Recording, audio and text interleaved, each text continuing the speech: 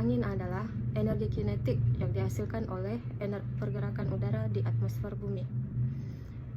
Energi angin merupakan salah satu bentuk energi terbarukan karena sumbernya, yaitu udara yang bergerak dan tidak akan habis meskipun digunakan secara terus-menerus. Selanjutnya, apa saja faktor terjadinya angin?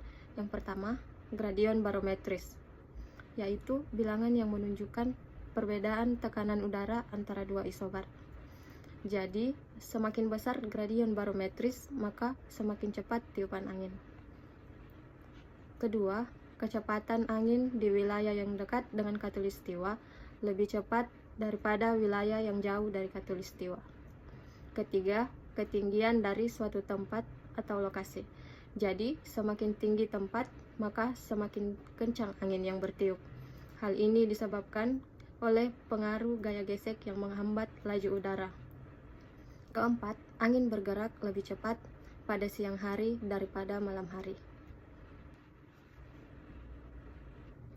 Kemudian, apa pengertian dari PLTB dan bagaimana mekanisme kerja dari PLTB?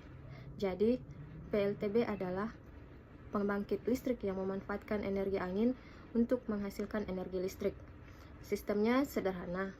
Jadi, angin memutar turbin yang terhubung dengan generator.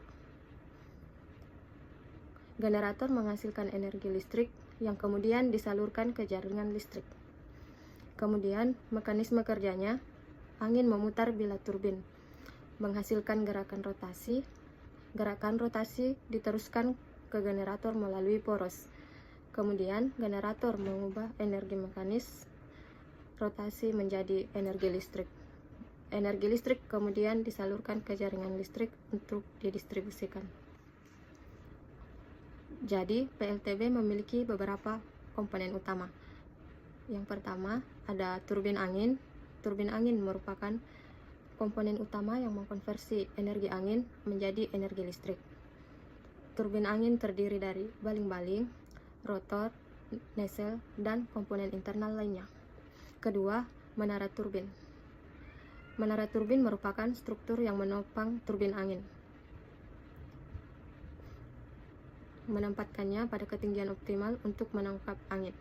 Ketiga, transformator yang berfungsi untuk mengubah voltase listrik yang dihasilkan turbin angin agar sesuai dengan jaringan listrik. Keempat, sistem kontrol untuk mengatur operasi keseluruhan PLTB termasuk startup, shutdown, dan optimalisasi produk. Kelima, sistem penyimpanan energi, yaitu baterai atau sistem penyimpanan lain untuk menyimpan kelebihan energi dan menstabilkan output. Keenam, jaringan transmisi, kabel dan infrastruktur untuk mentransmisikan listrik dari PLTB ke jaringan listrik utama. Ketujuh, meteorologi, yaitu peralatan untuk mengukur kondisi cuaca termasuk kecepatan dan arah angin. 8. Sistem proteksi untuk melindungi PLTB dari kerusakan akibat kondisi cuaca ekstrim atau gangguan listrik. 9. Substation, yaitu fasilitas yang mengumpulkan dan mendistribusikan listrik dari beberapa turbin. Sistem SCADA untuk memantau dan mengontrol operasi PLTB secara real-time. 11. Akses jalan, yaitu infrastruktur untuk memungkinkan akses ke turbin untuk pemeliharaan dan perbaikan. 12. Bangunan kontrol, yaitu pusat operasi dan pemantauan PLTB.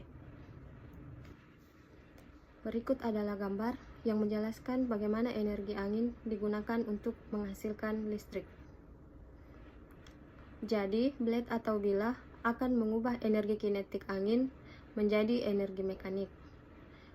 Speed up gearbox akan meningkatkan kecepatan putaran dari bilah ke tingkat yang diperlukan oleh generator. Kemudian, generator akan mengubah energi mekanik menjadi energi listrik. Energi listrik yang dihasilkan oleh generator akan dikirim ke power converter agar energi lebih stabil. Kemudian, energi melewati transformer yang akan meningkatkan tegangan agar sesuai dengan jaringan listrik atau grid. Sistem protektor kemudian akan melindungi sistem dari gangguan listrik sebelum mengalirkan daya ke grid. Kemudian ada komponen kontrol dan penyimpanan. Jadi, controller akan mengontrol operasi turbin berdasarkan data dari monitoring center. Baterai storage system akan menyimpan energi yang dihasilkan untuk mengatasi fluktuasi energi. Kemudian operasi and monitoring center akan melakukan pengawasan dan pencatatan operasi. Kemudian apa saja keunggulan dari PLTB dan mengapa energi angin itu penting? Yang pertama, ramah lingkungan. Jadi, PLTB tidak menghasilkan emisi gas rumah kaca, sehingga ramah lingkungan dan membantu mengurangi dampak perubahan iklim. Kedua, sumber energi terbarukan. Jadi, angin adalah sumber energi terbarukan yang tidak terbatas, sehingga dapat digunakan untuk menghasilkan energi secara berkelanjutan. Ketiga, daya saing ekonomi. Jadi, PLTB lebih ekonomis dibanding pembangkit listrik konvensional. Keempat, membuka lapangan kerja. Jadi, dengan pengembangan dan pengoperasian PLTB dapat menciptakan lapangan kerja baru di bidang energi terbarukan. Kemudian, apa tantangan dari implementasi PLTB dan kenapa PLTB ini belum luas digunakan? Yang pertama, biaya investasi awal. Jadi, pembangunan PLTB memerlukan investasi awal yang cukup besar, terutama untuk teknologi turbin angin yang canggih. Kedua, keterbatasan lokasi. Jadi, PLTB membutuhkan lokasi dengan kecepatan angin yang cukup tinggi dan konsisten. Dan tentu tidak selalu tersedia di semua wilayah. Ketiga, ketidakpastian cuaca. Jadi, kecepatan angin dapat bervariasi, sehingga produksi energi listrik PLTB tidak selalu stabil dan dapat terpengaruh oleh cuaca. Keempat, integrasi jaringan listrik. Integrasi PLTB ke dalam jaringan listrik memerlukan pengaturan khusus untuk memastikan stabilitas sistem. Berikut adalah beberapa contoh studi kasus PLTB. Yang pertama, ada PLTB di Sidrap, berlokasi di Sulawesi Selatan. Jadi, PLTB di Sidrap merupakan salah satu PLTB terbesar di Indonesia dengan kapasitas 72 MW.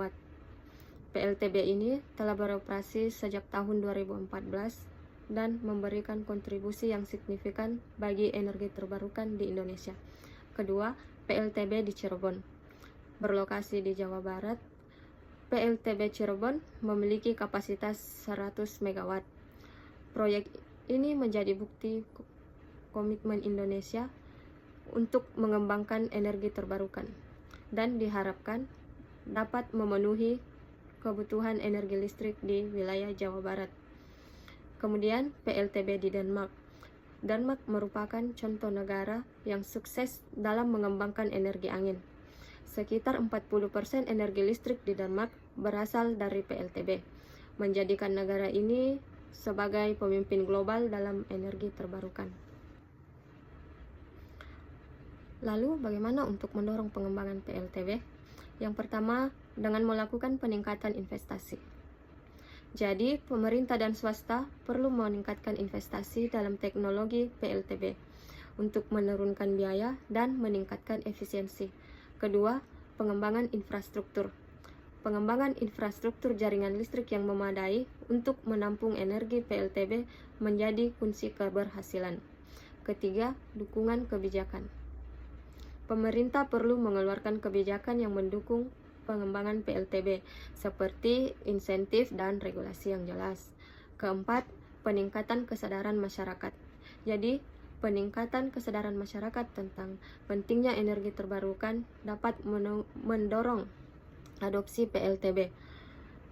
Kemudian, pengembangan teknologi. Riset dan pengembangan PLTB yang lebih efisien, tahan lama, dan hemat biaya masih perlu terus dilakukan.